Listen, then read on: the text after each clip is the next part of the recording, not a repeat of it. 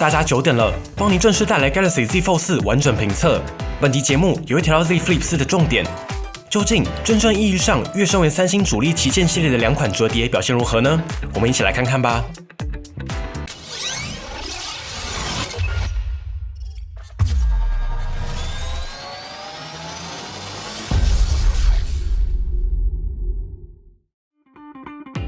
这次的评测，邦尼还是会把重点放在 Z Fold 4上。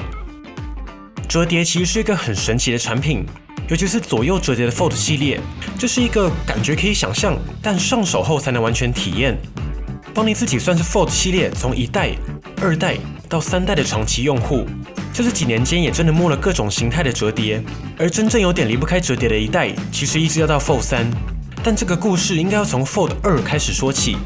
三星在 Fold 2上拉大了外萤幕的尺寸，这个逻辑完全正确哦。因为你其实有一半的时间会用到外萤幕，像是随手拿起来滑一下它交通工具，外萤幕可以完全单手操作。再来像走路回个讯息等等，外萤幕其实很重要。而内萤幕则是因为有了 UTG 可折式超薄玻璃的加入，触感可以更接近玻璃萤幕上的滑动。Fold 整体的产品脉络可以说是从2代开始有了比较清晰的轮廓。而3代最重要的就是加入了防水，这也是 Fold 2为什么不是完全离不开的一代。防水帮你说过很多次，重点不是让你可以带下水拍照，而是让你无忧使用，不用怕碰到水。尤其是到了第3代嘛，整个周边的选择也更多了，像是外萤幕的玻璃贴有了，你可以装壳还贴保护贴，内萤幕要雾面亮面，各种选择也都有。不过帮你最推的还是原厂的那一张，采用的是特殊的复合材料，也就是三星在 Fold 3提到的内萤幕耐用性提高了80%，保护壳也是各大品牌陆续推出。话说回来啊，邦尼最近看到大家讨论最多的就是 Fold 4外萤幕的尺寸。先说重点，其实折叠的外萤幕一直以来都不是尺寸的问题，而是保内或保外。怎么说呢？ Fold 4这一次外萤幕的尺寸调整没有再拉大尺寸，邦尼作为长期的使用者，还是觉得会是比较正确的选择。原因很简单，外萤幕的使用比例不算低，所以邦尼认为坚持在单手操作的范围内还是比较实用的。毕竟有时候就是回个讯息、拍个照片嘛，这种短暂的单手操作场景，如果再拉大尺寸，就会脱离单手操作的范围。如果只是回个讯息，单手都无法完成，那就会变成，既然要双手才能操作，那翻开用内萤幕不香吗？所以 Fold 4做的是外推，在相近的尺寸下进一步拉高萤幕占比。可以看到 Fold 4因为转轴设计的改变，所以相较起 Fold 3可以塞下宽了许多的萤幕。虽然在维持可以单手操作的前提下，进一步让外萤幕的可用性提高。而你可能会问，就宽了这么一点，有感吗？有，光是打字误触机会相当起 Fold 3就下降了许多。而另一个思考面向就是外萤幕尺寸其实跟内萤幕是相对的，所有的左右折叠手机其实都在想一个问题：保外还是保内，也就是比例问题。假设保外，外萤幕抓的是一个符合一般尺寸的18:9，打开来后其实就会像是一个正方形。这个时候如果你看的是影片，爽度的提升就相对有限。加上外萤幕如果是16:9、18:9的机身宽度，再加上折叠的厚度之后，外萤幕也会变得无法单手使用。另一个选项就是保内，就是让内萤幕进到比较合理的比例。不过相对的，外萤幕也会变得比较窄长。而三星的 Galaxy Z Fold 4明显就是一个内外都想要的定位，外萤幕可以单手使用，内萤幕又想保证一定的面积，让多工看影片相对合理。这次的比例修正，邦尼自己是觉得比较合理的，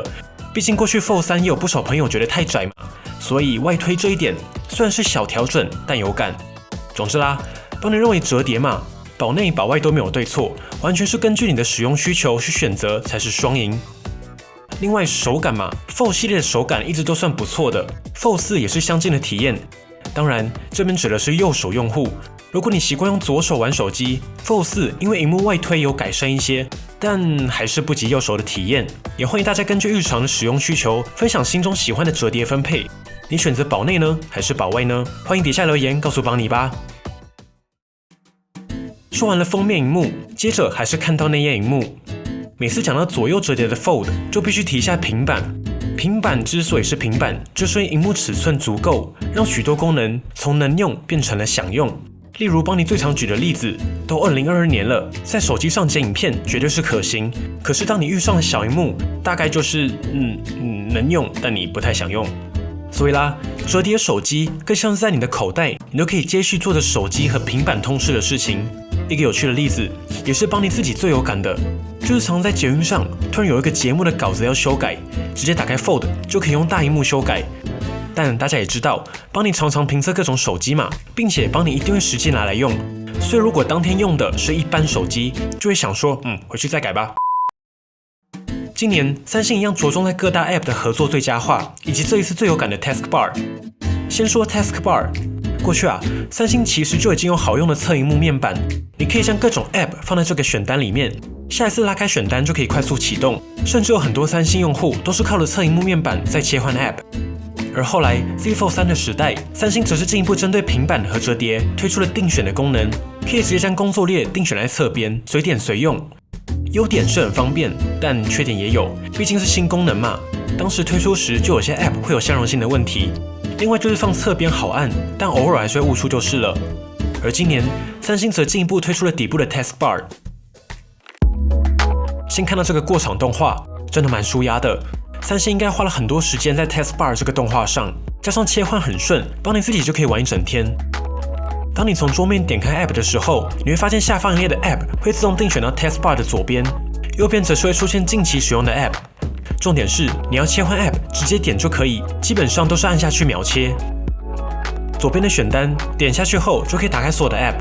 甚至你也可以进一步自定你要定选来 Taskbar 的 App 都可以。最棒的是，三星做了一个蛮酷的选项，像是你在 Samsung Note 里面做笔记，不想被 Taskbar 干扰怎么办呢？别担心，按住 Taskbar 几秒，它自己就会消失。然后它回来也很简单，再按住原本 Taskbar 的位置几秒，它就会回来了。而且在 Taskbar 消失的期间，这个区块是完全可以正常使用的，而不是悬浮隐藏，所以不会有干扰。功能上跟过去侧萤幕选单一样哦，你可以直接长按 Taskbar 的 App， 接着拖到萤幕上，就可以直接透过分割画面开启第二个 App。最后在 Fold 4上可以开启3个分割画面，一样可以透过拖拉改变每一个分区的大小。像在上面开 YouTube， 刚好拉成16:9，下面开 Facebook、Telegram 等等。当然，如果你常常用这个组合，你也可以直接将2个或者3个 App 定选到 Taskbar， 变成一个组合技。下一次直接一点，3个 App 就会直接打开，你要的分割比例也会调好。当然，三星多工最好用的就是还可以继续开视窗，你只要将 App 拖拉到画面中间，就可以开启视窗，最多可以开启5个视窗，加上下面3个分割画面，可以一次打开8款 App。虽然邦尼是不知道你开这么多视窗是要干嘛啦。在视窗模式下，你一样可以透过拖拉视窗大小，甚至缩起来变一个悬浮的 icon， 有需要再打开来都可以。分割画面最棒的还是做报告、整理资料，搭配上三星键盘好用的剪贴布功能，就可以直接左边复制、复制、复制，右边贴上、贴上、贴上，嘿，一份报告又完成了。此外，你一样可以用分割开启2个网页。举例来说，你现在在邦尼的网站上看到一篇感兴趣的文章，你可以直接按住，然后拉到右边就可以直接开启。或是购物网站，你想要继续往下看，你也可以先把有兴趣的在右边打开。但这个功能目前依旧是三星浏览器限定。此外，今年也有更多的 App 针对三星的大萤幕装置最佳化。去年三星都推出了全新的版面设计。以联络人来说，一般手机因为版面有限，必须要点进联络人才能看到更多资讯，而在 Fold 系列上，则是可以在一个界面中就看到所有的内容。而今年随着三星与各家合作的成果越来越多，像是 Meta 底下的 Facebook、Instagram 或是 Spotify、Netflix 等等，都有针对折叠系列推出新的应用。另一个重要的改变是 Fold 4这次的底层系统用上了 Android 12L。简单来说 ，12L 就是针对大尺寸装置折叠最佳化的 Android 版本。随着 Android 更多的自适应 API 登场，平板折叠的最佳化也会逐渐发酵。从 Google 在 Android 12推出之后，一系列的 App 更新，其实就可以看到许多针对不同尺寸装置推出的自适应调整。先前就有包括 Google 相簿左侧有快捷选单 ，Telegram 则是可以看到所有的对话视窗。这次2个系列上已加入了一个控制器的功能，可以透过萤幕下方显示控制选项，操控上方的画面。不过相对来说，邦尼认为直接用手点还是比较快的选择啦，当然比较像是 Flex Mode 的快捷列。最后，如果你是第一次入手折叠，有3个技巧你必须知道。第一个是 App 流畅切换，例如你本来用外萤幕在回讯息，突然有人传了一个文件要你马上处理，就可以直接打开文件，开启内萤幕 ，App 就会直接在内页开启。内萤幕到外萤幕当然也可以。在设定中可以找到继续使用应用程式的选项，例如你原本用的折叠萤幕看 YouTube， 到站了要下车，直接合起来 ，YouTube 就会继续在封面萤幕播放。第二个是你可以自定每一个应用程式的比例，例如 Instagram 预设是16:9，如果你喜欢满版看，就可以手动设定成全萤幕，根据习惯选择就可以。接着是应用程式皆套用多重视窗的选项，也就是每个 App 都可以透过分割画面开启。虽然有少部分的 App 会有相容性问题，但大部分 App 都还是可以用的，大家可以试试看。此外，这次三星也新增了几个新功能，包括你可以开启滑动取用分割萤幕的功能，用两指从边缘向内滑，就可以选择分割画面要开启的应用程式。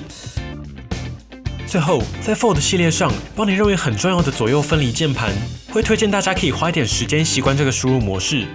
然后 Fold 系列会比较不推荐使用 Gboard， 主要还是分离式键盘会比较顺手一点。顺带一提，习惯过去三星键盘排列的朋友，可以在键盘设定中找到按钮与符号配置，选择其他选项，就会将语言切换到右边的位置，使用上会更顺手。保护贴问题，出厂的时候，三星就已经在内萤幕贴好了保护贴，不需要特别去换。邦尼自己很推荐原厂的这一张，到时候要换也建议回原厂服务中心更换比较保险。其实都已经到第4代，周边选择也都比较完整了。正面 Fold 3的时候，邦尼有找到一款内缩玻璃保护贴，可以完美的相容保护壳。Fold 4邦尼订了很多周边还在运送，之后有特别的再来分享。如果是塑胶贴的话，市场上选择就很多了，其实都没有太大问题。顺带一提，这次 Galaxy Z Fold 4以及 Z Flip 4的玻璃都是用上三星独占好一阵子的康宁大猩猩 Victus Plus 玻璃。最重要的是，这次两款新机也都支援了水下 1.5 公尺的 IPX8 防水等级。接着看到影音部分 ，Z Fold 4正面的封面萤幕采用的是一块6.2寸的 Dynamic AMOLED 2XO 极限全萤幕，采用置中挖孔设计。比较大的改变是，这次的萤幕比例从上一代的24.5:9调整成23.1:9，就跟前面帮你提到的一样，稍微进一步拉宽萤幕的比例，整体在浏览社群、回复讯息都会更顺手一些，满版的视觉上也更舒服。并且这次也支援了48到120Hz 的动态更新率调整，进一步达成省电。邦尼也直接测量，这次 Z Fold 4的封面萤幕在强光全白亮度下，最高可以达到900尼特的表现，10%左右的峰值更可以达到1250尼特。今年这块外萤幕在亮度上依旧是很强势的，在户外使用也没有太大的问题。接着我们翻开来，同样是块7.6寸的 Dynamic AMOLED 2X 折叠萤幕，并且这一代的折叠萤幕也进一步支援了1到120Hz 的动态更新率调节，像是你在看24 FPS 的影片，就会自动调整成24 Hz，30 FPS 的影片对应30 Hz，60 FPS 对应60 Hz。滑动的时候也会瞬间触发120 Hz 的流畅滑动。三星的120 Hz 大家应该都很熟悉了，基本上不会特别锁更新率，大部分的 App 都可以解放到120 Hz。而在亮度表现上，邦尼实测这一代 Z Fold 4可以轻松达到900尼特左右，再比 Z Fold 3亮了一点，10%左右的峰值更是可以达到1100尼特，户外也可以看得更清楚。顺带一提，今年的两款机型在关掉自动亮度后，都可以开启额外亮度的选项。不过如果要触发最高亮度，还是要开启最佳化亮度才能触发。没有特殊需求的话，请大家选择最佳化亮度即可。同时，在 Fold 4上，这块折叠萤幕也支援了 S Pen。去年邦尼就有提到，虽然说触控笔这个类别一直都是三星的拿手好戏，无论是精度、延迟表现都很强。不过，如果说要把 S Pen 放进折叠萤幕，那就没有这么简单了。三星用了许多复合材质以及 AI 算法解决电磁感应层的精度问题。这个有兴趣了解三星怎么把 EMR 硬体塞进折叠的朋友，可以参考去年邦尼推出的 Z Fold 3完整评测，里面有比较详细的解析。同时 Z Fold 3这集节目我们也有带来 S Pen 的使用重点介绍，想要了解更多使用技巧的朋友，等一下也可以一起来看看啦。今年比较特别的是，大家知道 UTG 吗？ UTG 就是 Ultra Thin Glass， 中文称为可折式超薄玻璃。现在的 Z Fold 以及 Z Flip 系列的玻璃里面就有一张可以折叠的玻璃，有了这层玻璃的加入，折叠萤幕的触感会更扎实一点，更接近在玻璃萤幕上滑动的感觉，也能一定程度的维持萤幕的平整。一个有趣的问题，虽然有出折叠的品牌都不约而同的喊出折叠的难点是铰链，不过，如果你问的是三星显示的工程师，他绝对会告诉你，难点在于要如何把多种不同特性的材质贴合，并且还可以在一定程度的形变内进行折叠。这个大家可以拿一本书对折就知道，折叠萤幕是由很多层组合起来的，每一层的特性都不同，所以贴合技术对环境耐热、耐冷材料的特性都是重点。而邦尼今天想跟大家聊的就是折叠玻璃。三星今年进一步公布了折叠玻璃更多技术细节，主要的重点落在超薄玻璃的厚度只有头发的1/3，所以折叠玻璃的其中一个难点就是如何确保每一片超薄玻璃的边缘完美平整。以三星的制程来说，超薄玻璃会经过化学和热处理，在切割前会先加上一层特殊的 coating， 并且在切割超薄玻璃的时候，会用2个特制的滚轮打磨超薄玻璃的边缘，确保每一片切割下来的玻璃都可以达到平整，进一步让折叠萤幕可以达到20万次的折叠次数。接着看到 Galaxy Z Flip 4，今年同样搭载了一块6.7寸22:9 Full HD Plus Dynamic AMOLED 2X 折叠萤幕，并且也支援了1到120赫兹的动态更新率调节，可以进一步达成省电。邦尼也实测，强光全白下的峰值亮度可以达到760尼特左右，峰值则是可以达到1100尼特以上，依旧可以满足 HDR 的观影需求。外萤幕同样是一块1.9寸的 Super AMOLED 萤幕，一样可以快速看通知、接电话或直接开启SenSong Pay 支付等等。之后应该跟 Flip 3一样，会有各种好玩的套件陆续推出，大家可以在底下留言分享。在音效部分 ，Z Fold 4以及 Z Flip 4都是双喇叭。最后是折叠的老话题，折痕。这一代虽然改了铰链设计，折痕在手感上有浅了一些，但视觉上邦尼看起来就差不多吧。不过老实说，折痕点亮萤幕后就看不太到了，尤其是自己看的这个角度比较没有反光，旁边的人要从侧边看才比较明显。接着看到相机部分，普天同庆 ，Z Fold 4的相机终于更新到今年旗舰的最新硬体啦。但老实说，折叠真的不需要堆猛料，毕竟真的要拍照的话，自家还有 S22 Ultra 这位强悍的老大哥。规格上分别搭载 f2.2 123度超广角镜头，接着是跟今年 S22 一样的 1.56寸 f1.8 5000画素广角主镜头，有 OIS 光学防手震，支援 DP 快速对焦。最后一颗也换上了 f2.4 1000万画素3倍光学长焦镜头，并且支援最高30倍的数位变焦。而在 Z Flip 4上，这次也带来了主镜头更新，同样是1200万画素，不过感光元件从 2.55寸加大了 1.7倍，来到了 1.76寸，同样拥有 OIS 光学防手震。不过随着感光元件变大，大家可以看到 Z Flip 4的镜头凸起也更明显。等一下看到样张，大家应该会觉得这个改变还是比较值得的。另一颗同样搭配1200万的123度超广角镜头，以下邦尼也直接提供日拍样张供大家参考。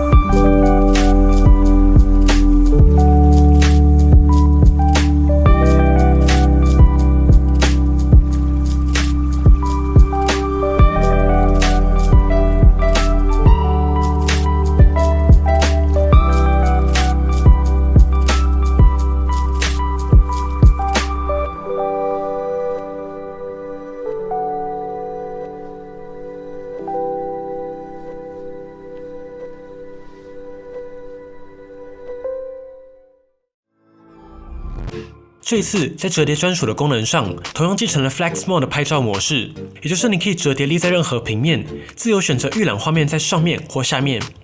Fold 系列这边则是支援拍照检视模式，可以透过右半边进行取景，左半边则是即时预览拍照结果，背景处理也会即时的显示在预览视窗中。因为画面够大，就可以边拍边看，不用拍一张点相簿看一张。另一个好用功能是，可以透过封面萤幕开启相机，点下去后，你就可以把萤幕展开，直接用主镜头帮自己自拍啦。毕竟自拍镜头再强，用主镜头自拍的效果还是优势许多。多人自拍直接开超广角也很好用。夜拍部分，两款机型都支援夜景模式，以下帮你提供样装供大家参考。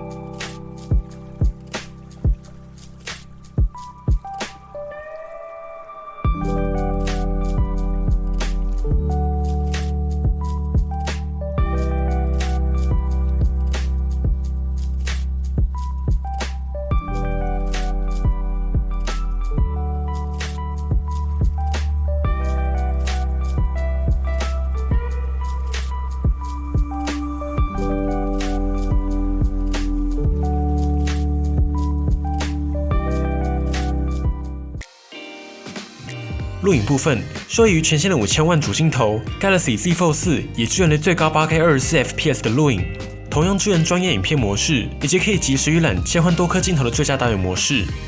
以下帮你提供4K 60 FPS 的样片供大家参考。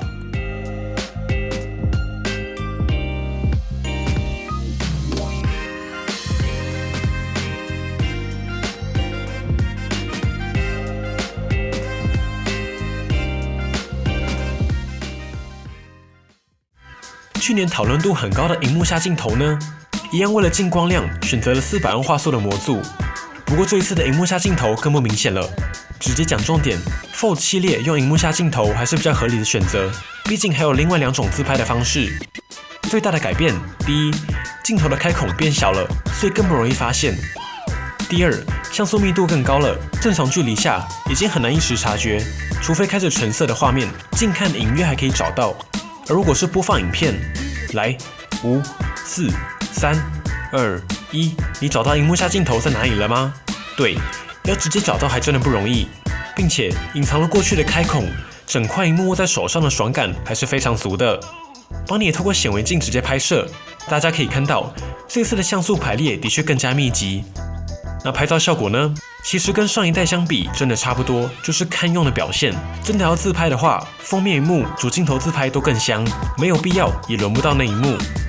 不过话虽如此，内荧幕这颗镜头还是蛮有必要存在的。例如大家最常遇到的场景就是视讯，画质还算过得去，但如果直接拔掉，对商务场景来说还是有一定的局限。以下帮你直接提供每一颗镜头的自拍样装供大家参考啦。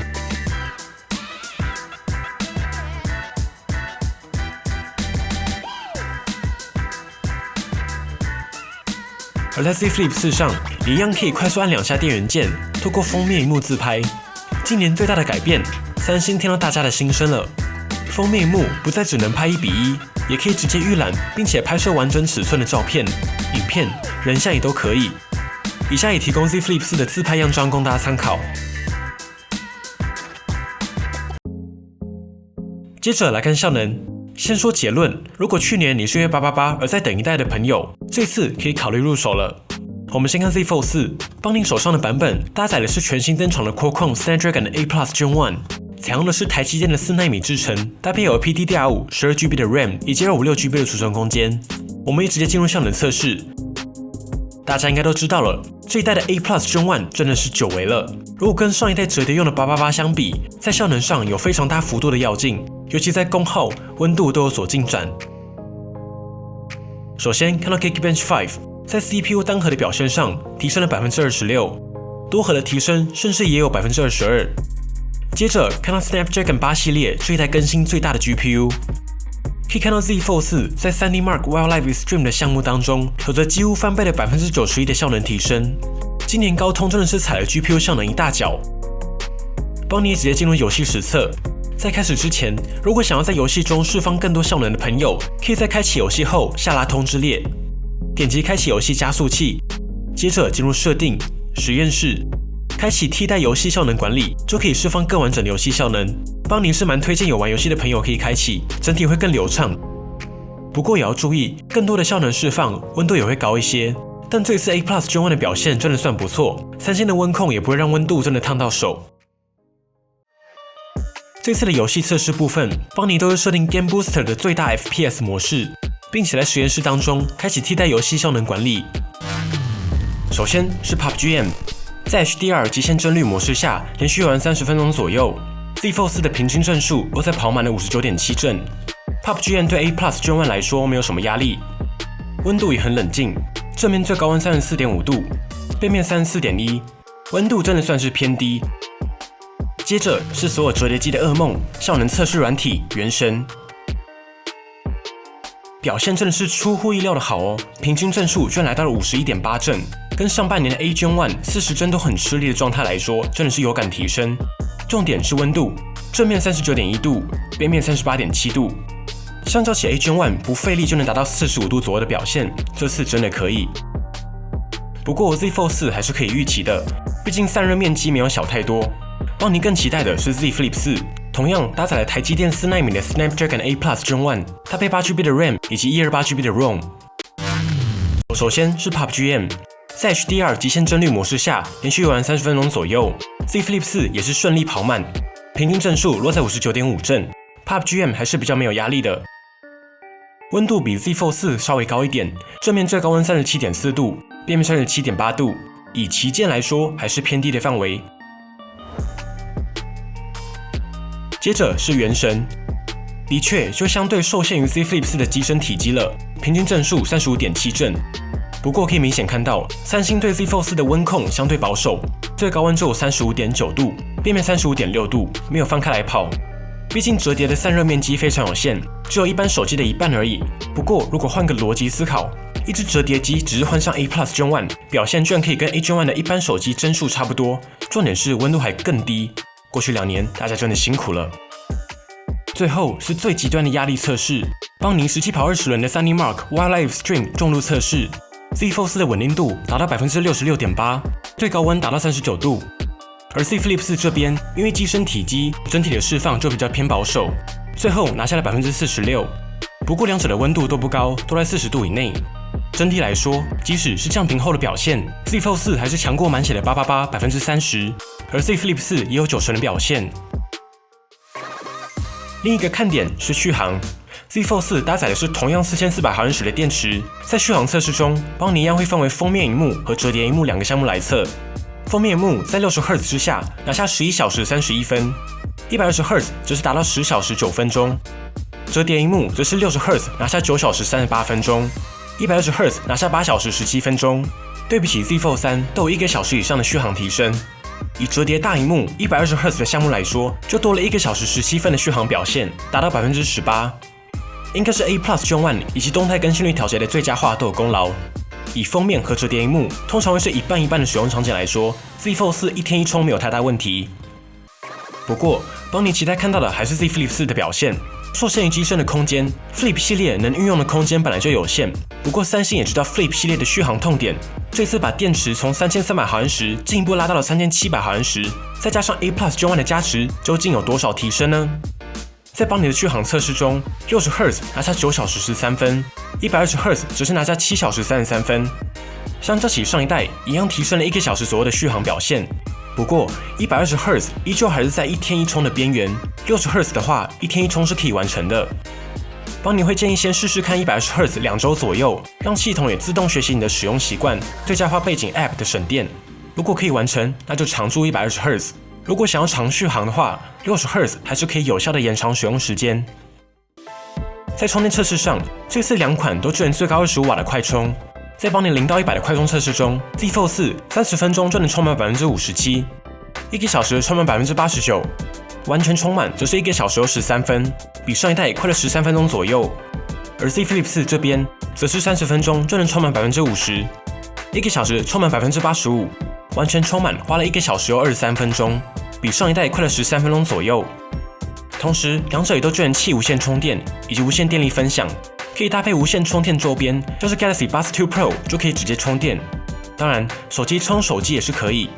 此外，两者也都支援 Samsung Pay 以及目前最好用、没有之一的 Samsung Pay 悠游卡。